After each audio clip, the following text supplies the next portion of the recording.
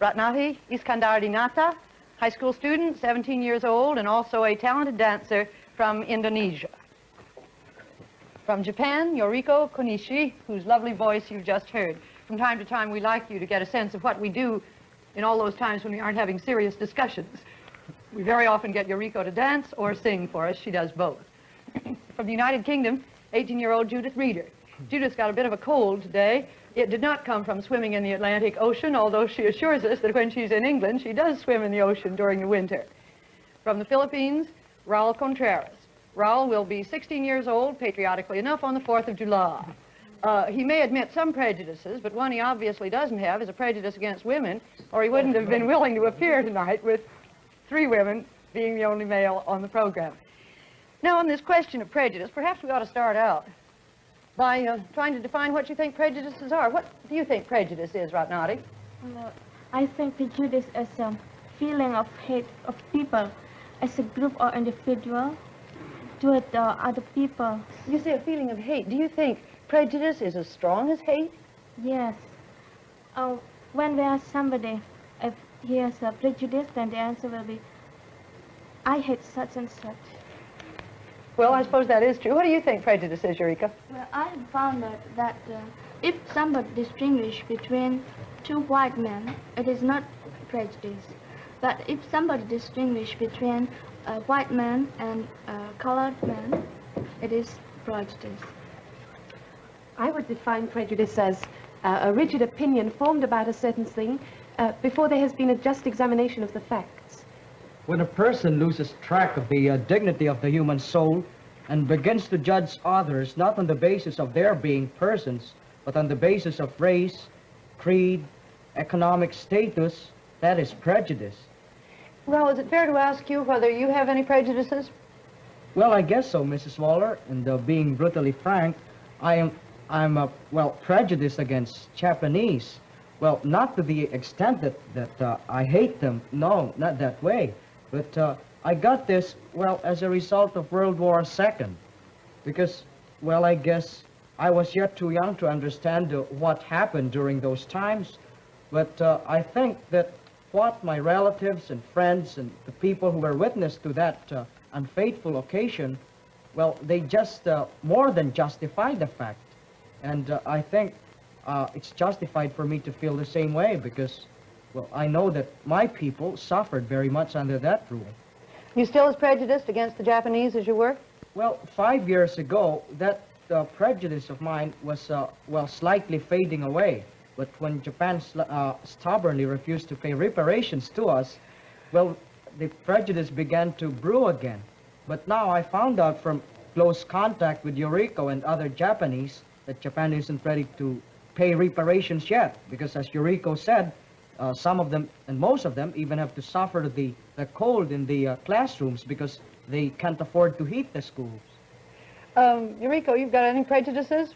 Well, I don't have any prejudice for Philippines, but many Japanese people hate Korea because the president of Korea made the line, his own line, on the public sea between Korea and Japan. And if the Japanese fishermen go over the line, they are caught by Korean people, and they can't go home for a while. And we are trying to be friends for Korea. Now that we've started, we better go on around the circle. Judith, you got any prejudices that you admit? Yes, I suppose I'd better admit them, although I'm English. I have some very foolish prejudices, you'll probably laugh. For instance, as soon as I meet a person with red hair, I always put myself on my guard because I have a silly prejudice that all red-headed people have terrible tempers, you know, that they're as passionate as the color of their hair. Oh, and then I have another silly prejudice. For example, when I first met the Australian delegate, Elizabeth Woodgate, who has been on television, I was shocked by her accent, because to me it sounds just like a Cockney accent would in England. And I hope I'm not conceited or anything, but a Cockney accent in England, you know, most English people would shudder a little bit when they hear it. But she very frankly told me that she shuddered when she heard my accent. So I got paid back for that, too. Why did she say she did? Oh, I think she imagines that... she said she really had to forget my accent in order to like me, because it was too formal. I gather most Americans think about that about the English as well. So. Ratnati, it's your turn. Well, sometimes I feel prejudice against the Dutch people when in school when I learned the history and learned how the Dutch people treated Indonesian. And I have some other prejudices of my own. That's I hate people who are proud and who feel that he is the master of the other people and who thinks that he knows everything than anybody else. Let's come back to you a minute, Ralph. Are there any prejudices in the Philippines between groups of people? Yes, there are existing prejudices between groups of people. As a matter of fact, most of us still, well, are prejudiced against a group of hybrids, those who have more Spanish blood than Filipino blood in them, and we term them as mestizos. Well, these incidents, usually occur in the schools. As you know, I'm in a school run by Spanish monks, and we have a lot of we have a lot of those of that group studying in our school, and usually they are favored. But we think, and we think that we are right in saying that they are sort of aristocratic, conceited, and high-headed, and sore-headed, and all sorts of adjectives, and they have the foolish idea that they have the royal blood or royalty in them. Well, how do you get along with these boys in school, Raul? Are there any problems? Well, frankly speaking, I don't get along with them pretty well. As a matter of fact, we usually fight with one another. Is there any problem? Yes, Eureka. Yes, Japan have had many American or European soldiers after the war, and most of them married with Japanese girls, not only formal wedding, and they made children who called hybrids. And I think the hybrids have nothing to be punished, but some grown-ups didn't used to treat as the Japanese children. And grown-ups also used to treat the mothers of children. Japanese people thought that the mothers of hybrids are not good. They are horrible because they married with foreign people, foreign boys, and many Japanese people don't like to marry with foreign people because they live in different customs, and they consider with different ways. You still have a strong, may I say, prejudice in Japan against marrying people from other countries, don't you? Well, yes. Eureka, Yeah. Could you tell us something about the status of women in Japan? We hear the strangest things, and you've been telling me the strangest things. Could you tell us more about it? Before the war? Yes, and now. Or before. Well, up to about 60 years ago, Japanese people thought that the white people are horrible because they are almost red hairs, and everything is so big and about bodies. And quite a few people still think so. And in Japan, we think that something to be beautiful must be small and delicate.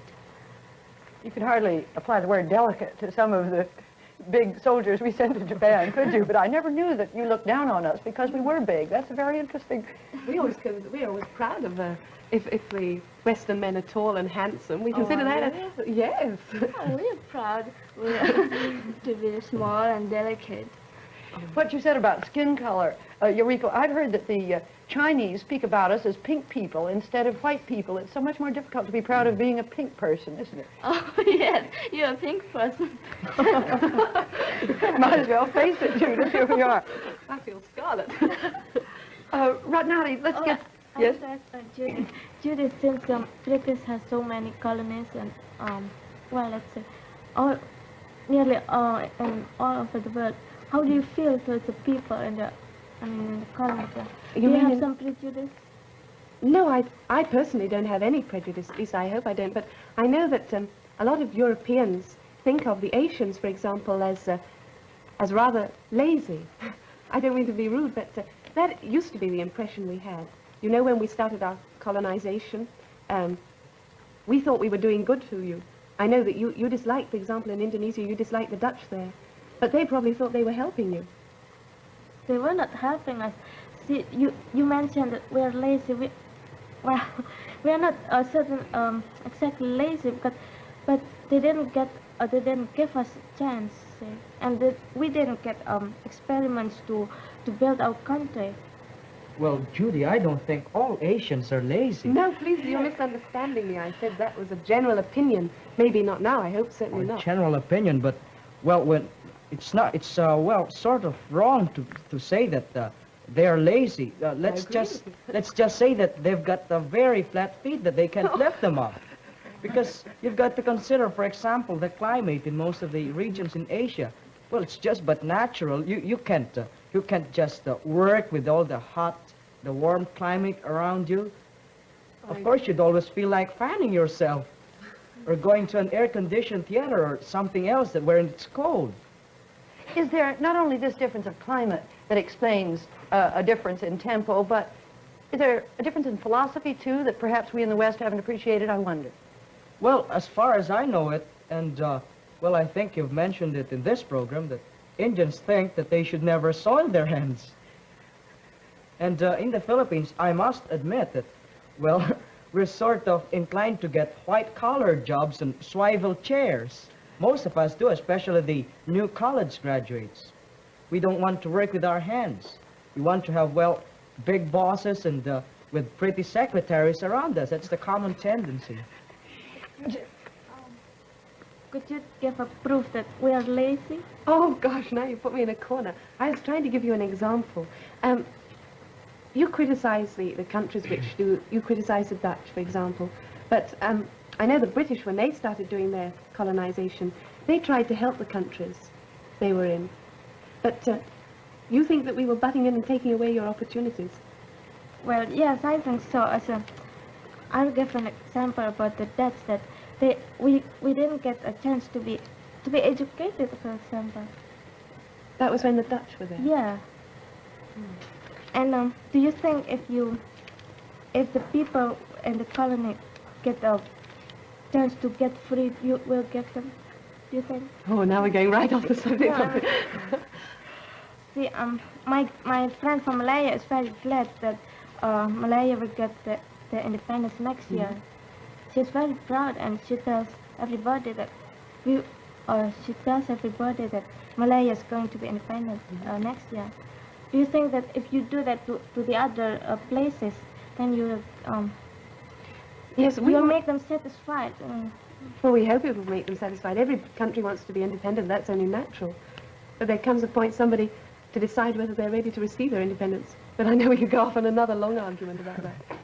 Maybe we can have what... I'm sorry, Ralph. Well, I was about to ask them, what do they think are the most common or basic causes of our prejudices? Is it mainly skin color? Well, maybe. Do you mean for example, taking the American trouble in the South? I guess taking the American side of it, it's just that the white people don't want to mix themselves up with the colored ones. But what about the colored people? Perhaps they don't want to mix with the white people either. Well, what about, since you brought up the American race problem, I'd like to ask you, is it as bad as you thought it was going to be before you came, or is it better or worse? Well, I think it's what I've seen here and what I've heard while I am here and what I have read in the newspapers, it's just worse than I expected. Don't you agree, Judith? No, I don't agree. In England, we don't hear too much about the American problem, except, of course, when a certain case came up and the Supreme Court decision, we heard a lot about it then, but not too much. And when I came here, I had imagined from the Tiller case that things would be really terrible in the South. And I found that there's a real feeling of optimism here. I stayed in a Negro family, and I was able to see the position, really a bird's eye view of it, you might say.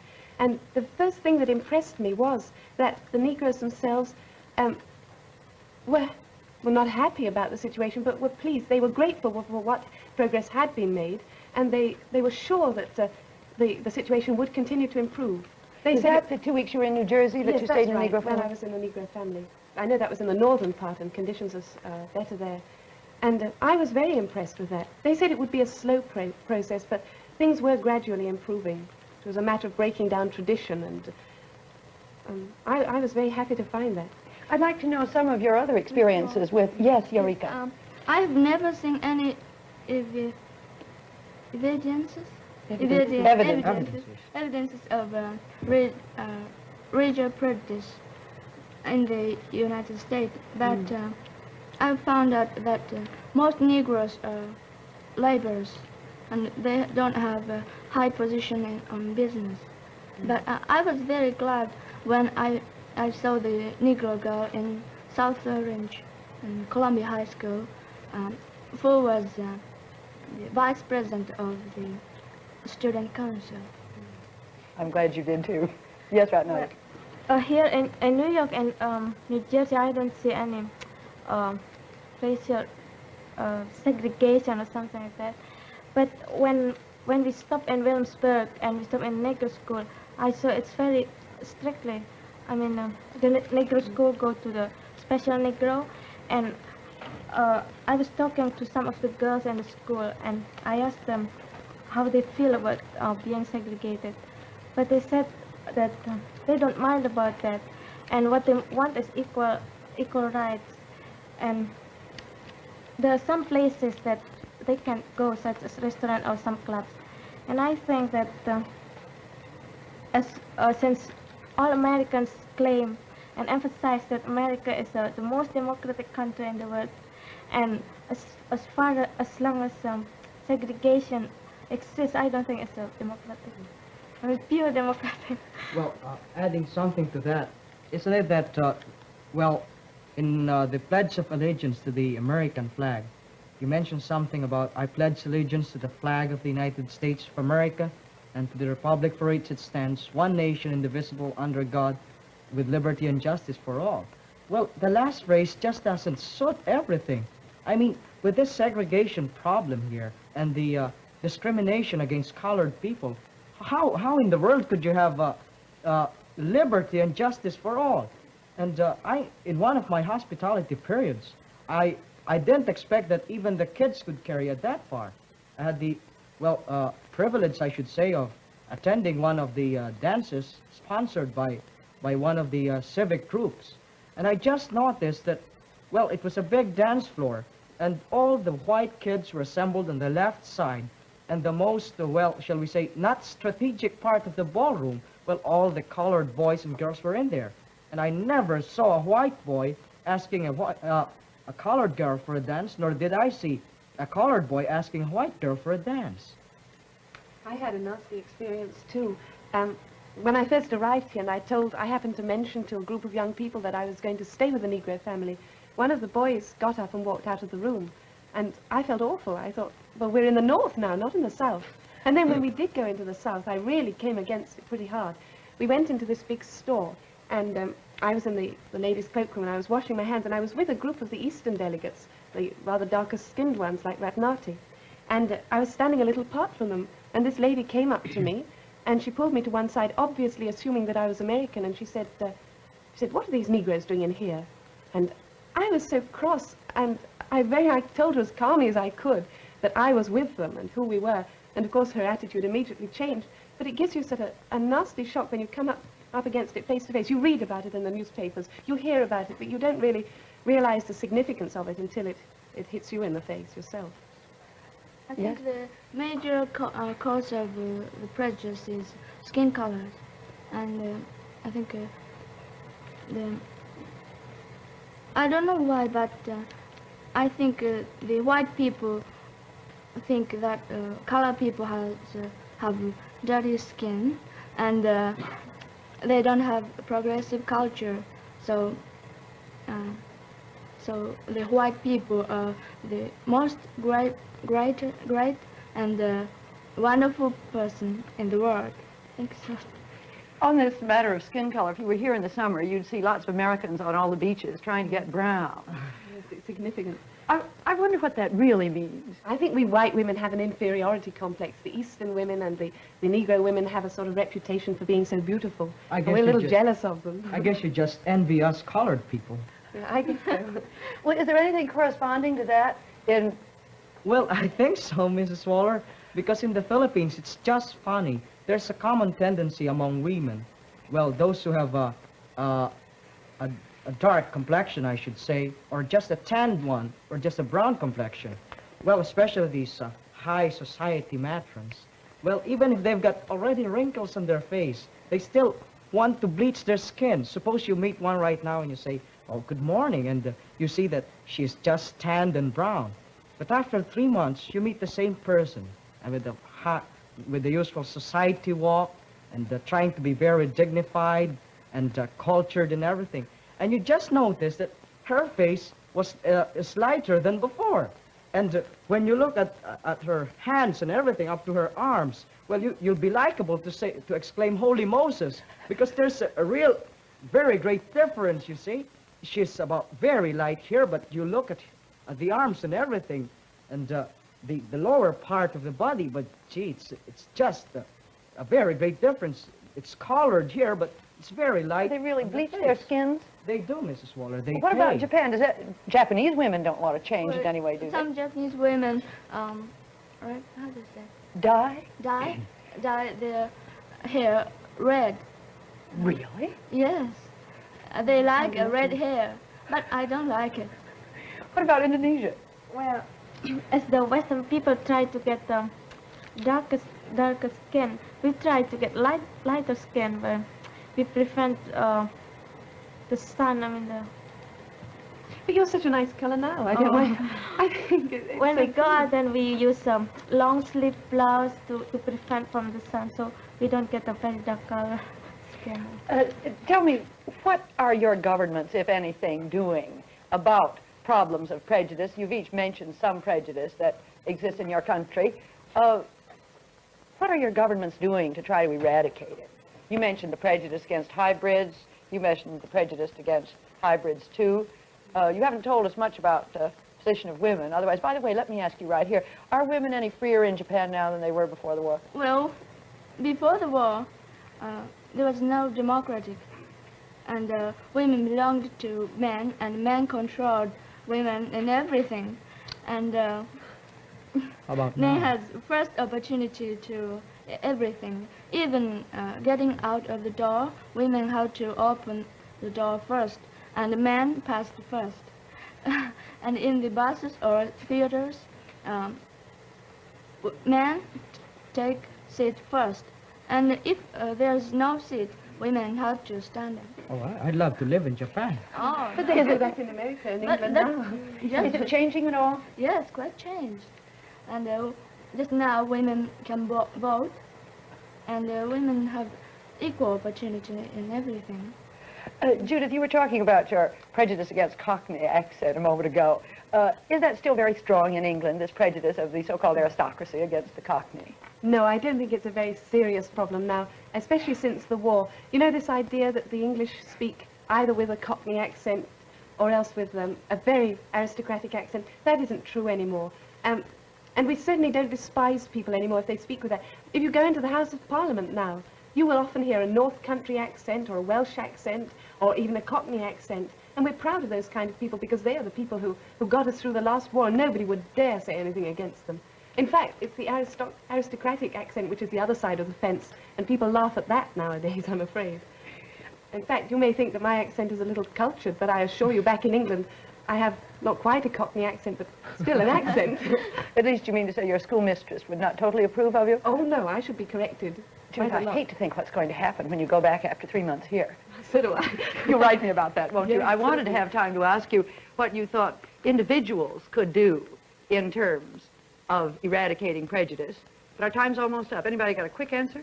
Well, I guess we should carefully examine the individual first before passing any judgment on him.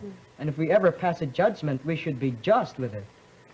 That's a good note to end on. Thank you.